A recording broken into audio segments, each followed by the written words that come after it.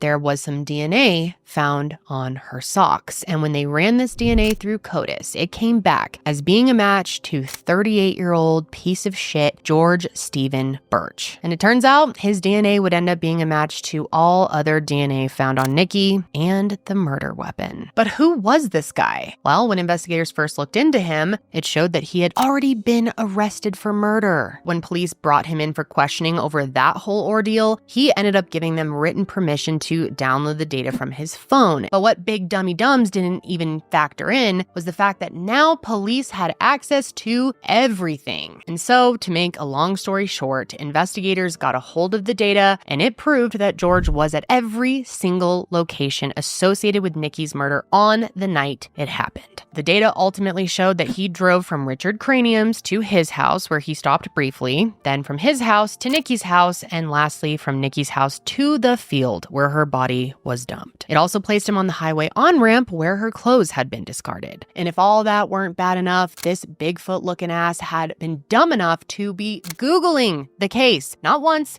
not twice, 64 times. So of course, they arrest him, and they ultimately believe that on the night that she was killed, Nikki had met George at Richard Cranium. They think that he had offered her a ride home. And during this ride home, they believe that he tried to make a move on her, which they believe that she denied. And because she denied him, he assaulted and killed her.